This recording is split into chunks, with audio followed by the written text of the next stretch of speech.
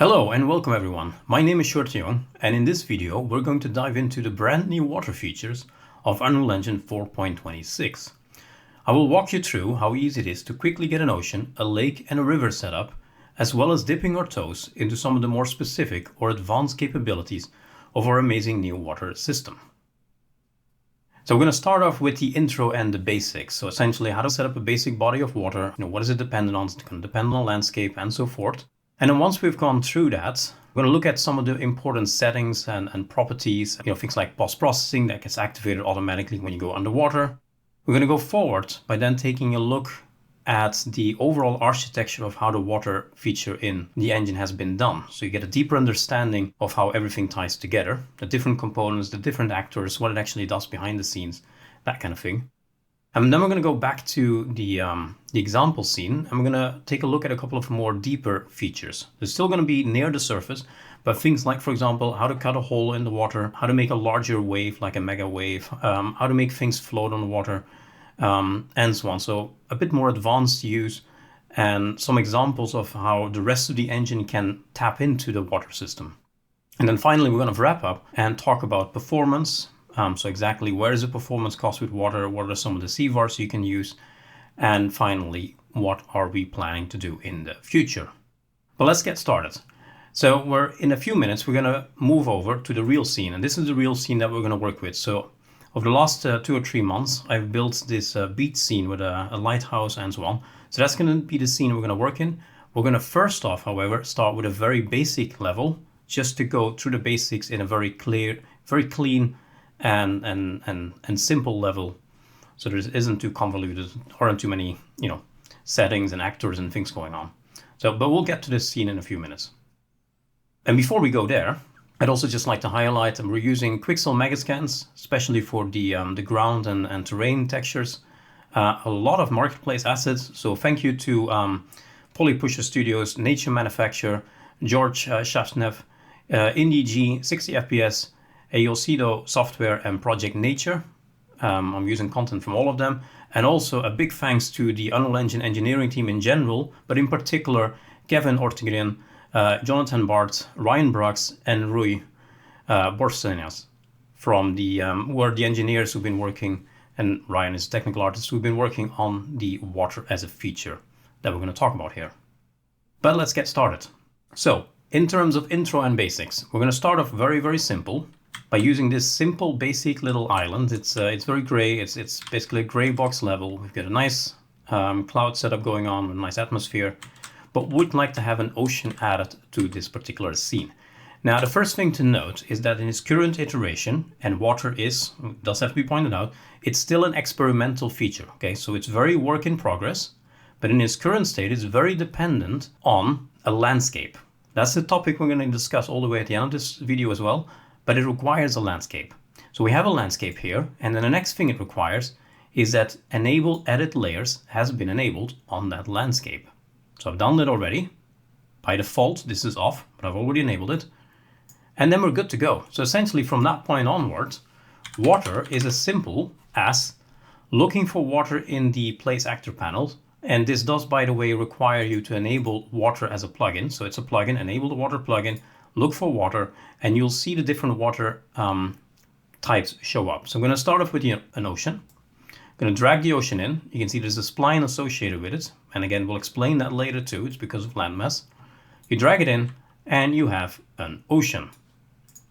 You can see you immediately get to water. You get nice waves. Everything is there. In fact, you could go underwater. It looks underwater. And that's essentially it. So it's as simple as click and drag and you're good to go. Now in the middle, we have this ocean actor. You can see it's a little bit weird with the landscape because it's, it carves it out. So I'm going to lower it a little bit until it kind of matches the elevation of the existing landscape. And then I'd like to set one of these settings to fall off, not to angle, but to width. It gives a smoother fall off. But that's basically it.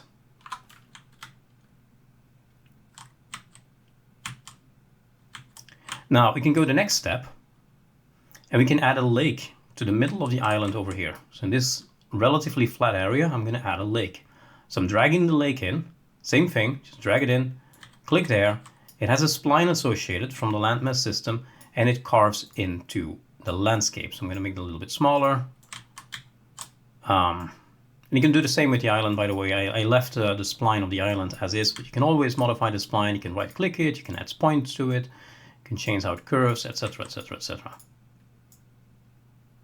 Okay, so you can do something like that. Similarly here, I'd like to set angle to width, it makes for a smoother fall off. And what you have is a simple little lake. Works the same way, you got waves in it, you can go underwater, and so on. Next up are rivers, and they work in pretty much exactly the same way. So I'm going to drag a river in, I'm going to connect the lake to the ocean, roughly around this point over here. Drag that in, I'm going to have to move these points over. And rotate them a little bit. In fact, I'm going to rotate the first point a bit as well to be correct, or maybe not, I can leave that. I'm going to drag it a bit more deeper into the lake. Take the final point over there, connect that to the ocean. And as you will see over here, it gets a little bit strange. It's not really how water would behave in the real world. So let's make sure it matches the height of the ocean. So that's roughly there. Let's take this point over here as well and bring it down. So we'll end up with something like so. And that's the basic setup. Now the water will automatically blend together. You can see automatically blend from the lake to the river. The river flows in the direction of the spline and will then blend with the ocean at the other end. You can always blend multiple rivers together, so you have another arm, another branch of the river going over here and reconnecting with that river. It'll be seamless. And in fact, you can control the river by working with the spline points, not just by moving the spline points in the viewport, but also by looking at the settings where it says here depth, river width, and velocity. And obviously, if you change this, you get a thinner river. Obviously, if you change the velocity, it would actually start to flow faster. So that's the control you have at the moment. So let's take the next step forward. Let's take a look at some of the important settings, how to control the waves, and how post-processing comes into play here. When you look at the ocean, so let's select the ocean over here. So these are some of the properties we have. Without going through each and every single property, essentially the terrain section is how the spline affects and carves into the landscape. So you're free to experiment with this. And other than that, an important one here, make this a little bit wider, is water material. Now, when we talk about the architecture of the system, I'm going to talk about how it's using material and what's being done in the material. But essentially, you can change the material there, and you can change the underwater post-processing, which we'll talk about in a second as well, as here as well. These are the two most important ones, as well as the wave assets over here. Before we go to the waves, just want to highlight this setting here, wave attenuation water depth.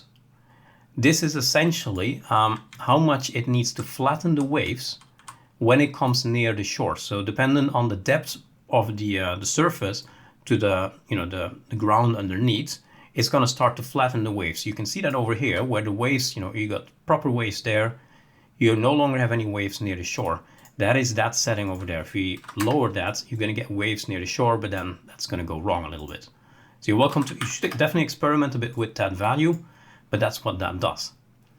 But the waves though, the waves are based on either an asset, or you can change it to actually being generated in the properties over here. So if I change it from an asset reference to simply Gerstner water waves, I will get the exact same thing as is in the asset, but I'll get it over here. So you can easily change all of these properties that control the waves. You can say, for example, you'd like to have more waves and the complexity goes up. Okay, I believe, if I'm correct, we support up to 100 waves. So you're welcome to, again, to experiment with that. You can change the minimum maximum wavelengths, essentially the size of the waves, and the minimum and maximum amplitude is essentially the size of the waves in vertical direction. So essentially how steep and aggressive are the waves. You have the dominant wind direction and how much it's mixing. Right now it's all mixing kind of together. If you reduce direction angular spread, you're going to get all the waves moving more in a single direction.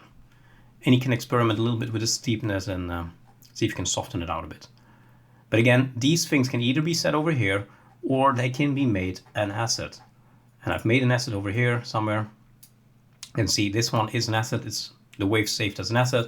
If I open that up, You get the exact same thing, but as an asset. Cool. But that's basically it. This is how easy and how fast it is to get a really nice ocean and water surface going with these new features. But Unreal wouldn't be Unreal if you wouldn't be able to go much further than just that, right? If you wouldn't be able to tap into the power of this system and modify it as you see fit, make it adjustable for your specific, environment or your usage case, do all kinds of fun stuff with it. For example, make a Niagara particle that reads the waves. So those are all the things we want to look at in a second once we talked about the architecture. And by the way, before I forgot, indeed, it is also switching to a post-process material. That is the post-process material that is specified on the ocean, and it's also specified on the lake and the river, by the way. You can set different ones. It will automatically detect when you go underneath the surface and enable this post-process material. Okay, so it's a standard post-process material, but the interesting part here is that it automatically enables it and also automatically tries to blend it as you cross into the waterline. It doesn't do it 100% accurate just yet. Again, it's an experimental feature, but it's interesting to note. So let's move forward by talking a little bit about how this works beneath the surface so you better understand the system. Because it's really quite interesting what it does. So first of all, you need to understand it's using Landmass. Now, Landmass was a plugin that we released a while back, and essentially what Landmass does is it allows you to modify a height map, the landscape, through the use of blueprint and splines. So essentially you would be able to draw a spline, that's the shape of a mountain, and it would generate a mountain from that shape, and then you would be able to move that mountain around on the landscape by moving the spline and that whole actor, the whole blueprint around. You would be able to copy paste it and so on. So the water system right now is using that same landmass feature to draw islands and to draw the lakes and to draw the rivers like you've just seen using splines. So that's what's underneath it. That also brings in a few limitations. It makes it really powerful to very quickly add rivers and lakes, etc., like you've just seen. It also brings in a few limitations we're going to discuss later. Now, once you drag in an ocean actor or similar, it's going to actually spawn two additional things in the background. It's going to spawn a water brush manager and it's going to spawn a water mesh. You can see this also here in the scene. If you look into World Outliner, we can see that it has actually made, because here is the lake, the ocean and the river. This is what we've made, but it made a landscape water brush manager and then it's made a water mesh actor. Now the water brush manager is essentially capturing information about the world and passing that on to the water mesh that's about to be generated. So this is going to capture the height map of the landscape and a few other things. It's going to generate render targets from that. You can see here it's showing the render targets it generates. So it generates all of this, and then using the information that is stored in these render targets, and this is all happening in the background, but that's how the system works, the water mesh, which is the actual water surface itself, because the ocean is not actually the water surface, that is merely telling the water brush manager what it's doing and what it would like to do, and then the water brush manager is telling the water mesh actor how to render itself. The water mesh actor is the actual surface itself. It's a type of procedural mesh that gets generated for the water, including the river and everything else. I'm going to try to show you this. You can see the blue mesh here is the water mesh actor. It automatically identifies where the rivers run and the lakes are, and it wraps everything together so it becomes one large unified mesh. This is why it's completely seamless. The blends are done on a material level. This water mesh actor is very interesting because it, for example, it does lotting, it simplifies itself, as you can see happening over here already, and that's another thing we're going to talk about when we talk about performance. But that is the water mesh actor. Now the water mesh actor is basically just existing. There isn't a great deal you can do with it, but one thing we're going to talk about in a second is far water, which is the one feature you probably do want to. Over here you have far distance and maybe the LOT settings as well. That's essentially what you want to look into over here. But again, returning to that in a second. Now, beyond that, it's doing something else, right? The water mesh actor isn't just one giant mesh. It's actually divided into water bodies. And again, the mesh itself has LODs. It's simplifying itself at distance, very similar to what a landscape does as well. Now, the water bodies, we can display these with a command called r.water, r water mesh.show tile bounds. I'm going to say 1. And so what we have over here is this. Let me switch back to lit mode. So it divides it into cells to help control that water body. So again, on a daily usage case, this is not going to impact you, but this is what it's doing behind the scenes, just to highlight how it works. On top of that, there is the visible surface itself, the material. Now the material is based on two things. It's based on an actual material, so an editor material as made over here in the editor. You can see this in the plugin of the water. So in water content, which is what came with the water plugin. And in order to see this, by the way, you need to have enabled show engine content and show plugin content. And in here we can see the default materials. And you can see water surface, and here we have a water material. This is the default water material. So it's a regular material where a lot of the work was done with expressions by the artist in a regular material. So a lot of what is doing the waves and river flow maps, beach foam, fluid simulation, masking, all of that was done over here. It's divided in these different functions, so you can edit it, and that's exactly what I've done for my real scene, but you can edit it, modify it as you see fit.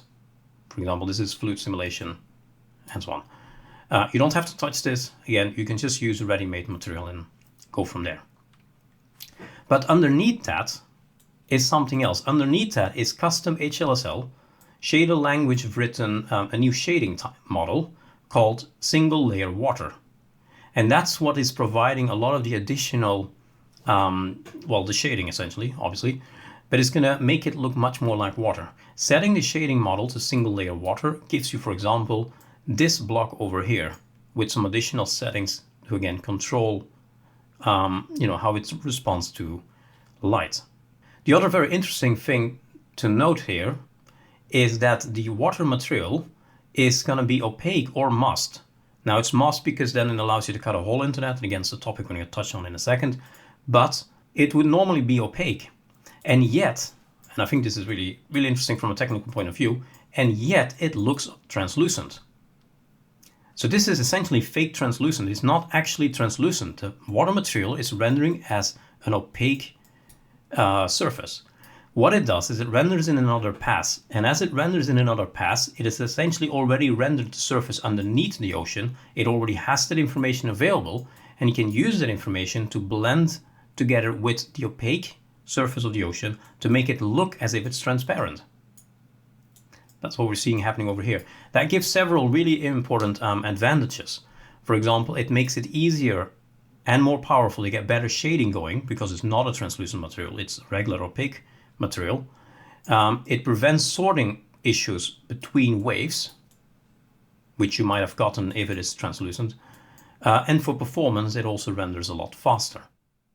That is controlled, by the way, by color scale behind water is controlling how much of what's behind the surface is rendering true. We'll talk about that when we talk about caustics. And then finally, the last part of the of how this works is the waves themselves. Now the waves are based on Gerstner waves. So in shader language, we've set up a function that handles the generation of the Gerstner waves. And a Gerstner wave, by the way, is a relatively straightforward way of calculating realistic waves. It's a wave generation model. So we have that in shader language behind the scenes, and then the material is tapping into that through this compute Gerstner waves thing. If you look into that function, because this is actually making the 3D waves, if you look into that function, it's primarily this one over here, where it's retrieving some of the functionality that's been, some of the waves have been calculated through that shader in the background. And that is essentially it. So again, we've made sure as much of it is exposed and controllable and tweakable as possible, just like with everything we do in the engine. So let's move on to looking at a few more advanced cases here. First thing we're going to take a look at is far water, so the distant ocean, and then we'll move to making things float. Before we do so, here's the actual level. So this is what I've been building over the last few months. We've got this beautiful lighthouse here, we've got a scene, we've got waves in here, and there's a lot of stuff in here that's a lot more than I can cover in this video. So there's going to be some follow-up content, for example, on our live stream that's going to dive further into it. But one of the things I wanted to do here is make a more, a stormy ocean with more foam and more, more structure and complexity to it. And again, going further on the point of, how much does the system allow you to extend it and modify it? Well, quite a lot. And that was the challenge I took up here. So here's my whole scene. We have a house on the dunes over there. There's a cable running to the lighthouse. A little boat over there, etc., etc. Got a lake over here as well, kind of strange lake. It's got a river flowing over, and the river branches in two different arms here. There's another arm over there, and then flows out into the ocean. So this is the scene I'm going to use for the remainder of this talk. But let's start with the far ocean. So the far ocean means that by default the water mesh would end over here. You can see a cut over there. That is where the water mesh would normally end. That is going to be too close. Typically, you're going to want to see an infinite ocean surrounding the environment. So this thing over here is a simplified lower poly mesh that also gets automatically generated, called the far mesh. That is set in the water mesh actor in the section far distance, where the only thing you have to do is specify the material and specify how far it extends. You can see if I remove this and replace with 0, this is what it would be by default. And that's it. The material, this is my own version of a material, but by default the material is already made, so you would simply have to go to the water plugin content folder, where you would see far mesh over here, and that's the one you fill in, and that's it. Next up is buoyancy. Buoyancy can be done in a few different ways. The most advanced and powerful way, but also the one that's most work in progress, so this is very much so the first iteration of that, is using a buoyancy component. So by default as well, in the water plugin content folder, there is a buoyancy example. It's a blueprint, but in that blueprint, and this is that blueprint in the world, there is a component called buoyancy that allows you to make things float in the water. So this ball, when I now were to, let's do simulate here, it will fall into the waves, it's going to float, and it's going to follow the waves. Just like that. The only thing you do is you add the component to it, and you're done. It's floating. This means it has physics, it has collisions, it has the whole thing. So presumably, if you were to have a game where you can push this ball, you would be able to push it. It's going to flow over the waves. In fact, I can probably do like this, just drag it out. Also, that's a little bit aggressive, but in any case, it's going to skip over the waves until eventually it has too much strength, it's going to sink, and then it's going to probably float back up, but I might have pushed it outside of bounds. But so it's fully physics driven. That being said, this component doesn't have any settings yet. It's not going to work under every circumstance yet. It's work in progress, but that would be the most powerful way. Now, you don't always want to do it that way, though.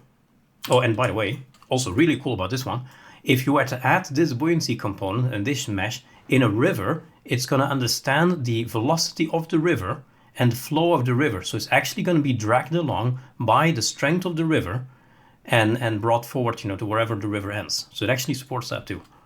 But if you just want to have a visual way of making things float, there's a few different ways you can go forward. For example, we've got this thing over here, which is always very difficult to select, so it's going to take some effort. Well, once I succeed in selecting this thing, there we are. This has been done entirely through the material. So the really cool thing here is that any material can sample the surface of the water. And therefore the material knows where the water is at that given point in the world and can offset itself based on that.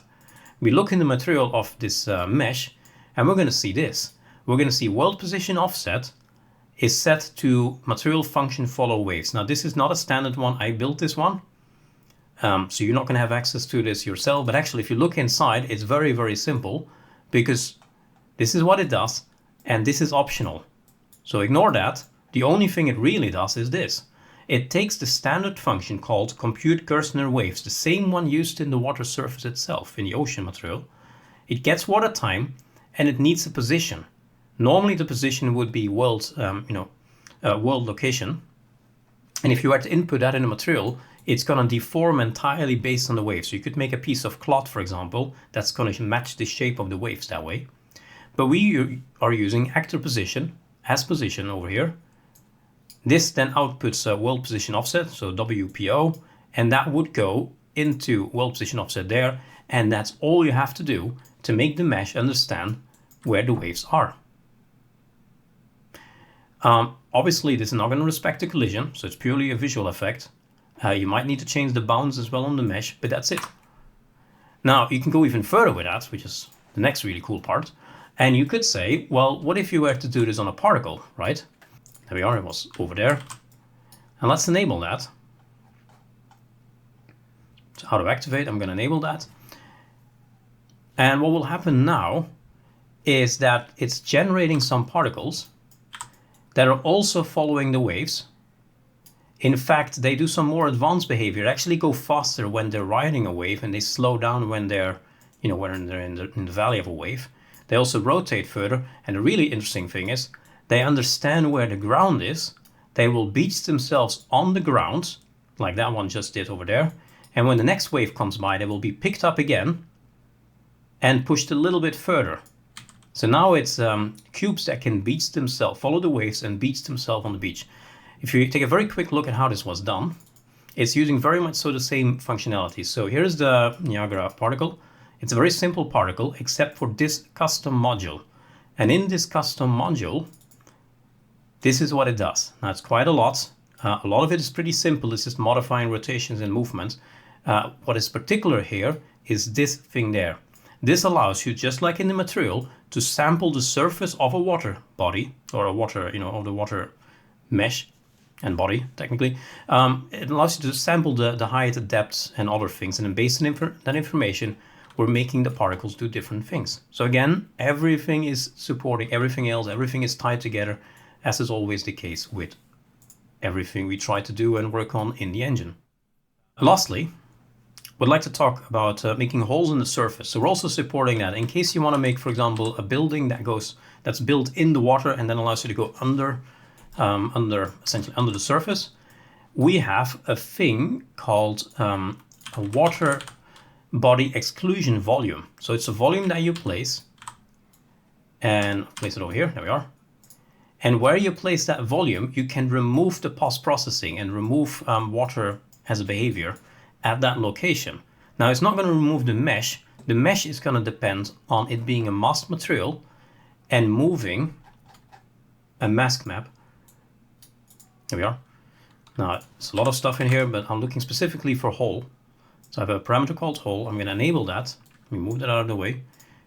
Enable that. You get a hole right there, and there's no post-processing here either. You can go entirely under the surface. The water has been removed. The way this was done, I'm going to show you the basic material here to make it easy. Here's a very basic water material, just as example, was by using this over there. So world position, this is how it's offsetting it and enabled or not. And it's essentially using this texture, which is the main thing. It's using that square and it's moving that square around on the material. And this would then go to masked, which is currently disabled, but that's it. That's how you would make a hole in the surface. A few more things there to wrap up. You can make a very large wave. And the simple wave, I'm going to simulate a game. I have a small blueprint set up that's going to trigger the wave. And again, it looks very simple. It's just a proof of concept, it needs further attention, but it shows again that it's possible to do this.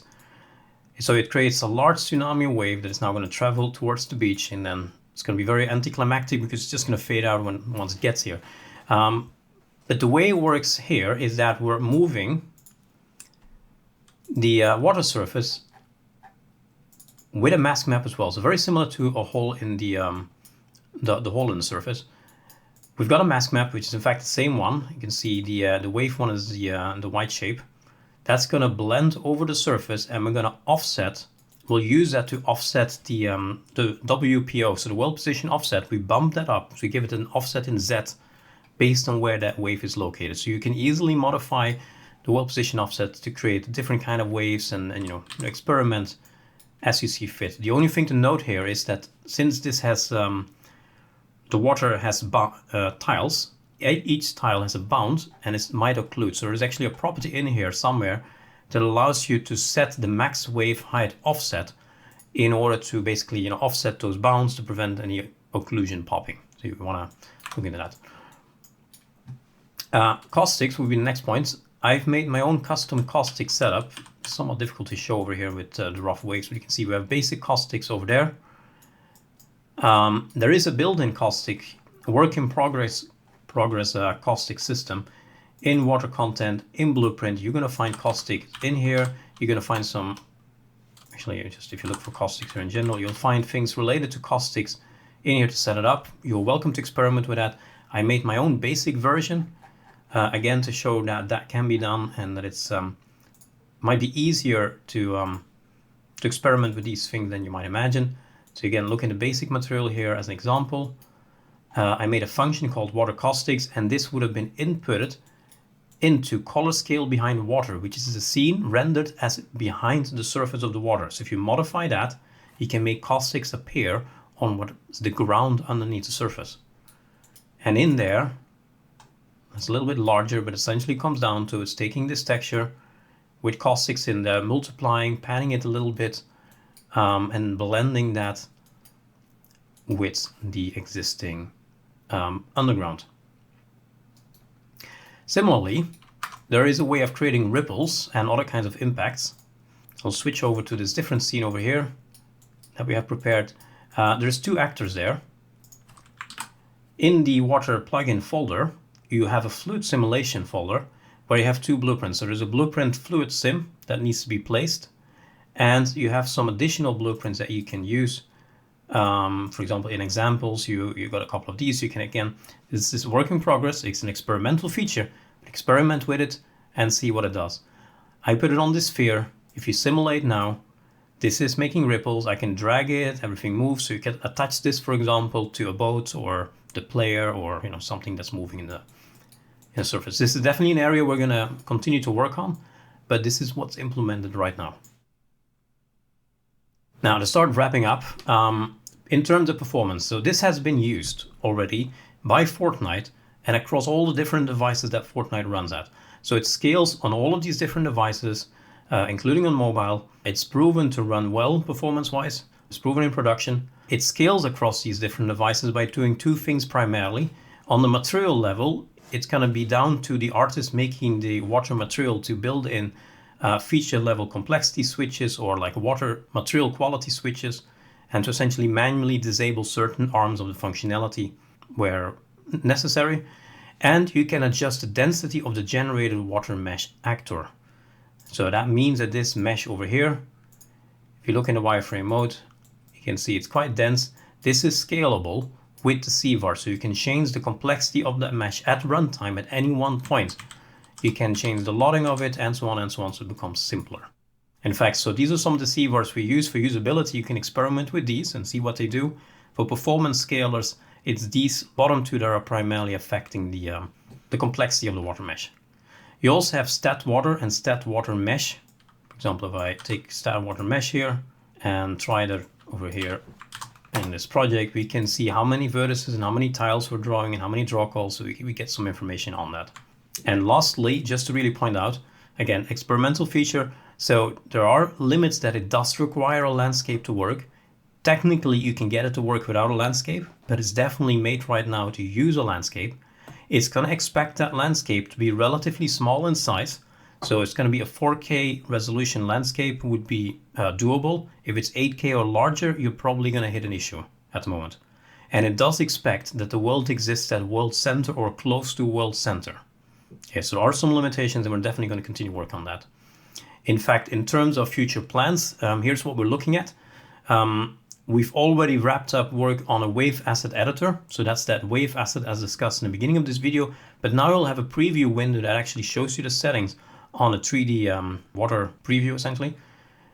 We'll want to look into decoupling water from landscape so it becomes more universally applicable to any kind of setup and any kind of environment you might have. We are aware we need to go further in terms of supporting larger worlds. And there's a number of additional work in progress features we'd like to continue on as well. So caustics, the whole system around forces and impacts and hitting the water and creating ripples, all of that. We're going to continue on that.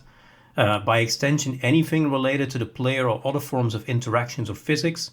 That includes also swimming for the player and anything in that direction. That's an area we have to expand on. And we're working on improved physical-based waves. So we're looking at using real-life data from actual ocean studies and making it more wind-driven. So that's coming in the future. To wrap this up, As it is right now, you can already create beautiful environments with the new Water as a Feature system in a matter of minutes. And that wraps up my talk. Thank you.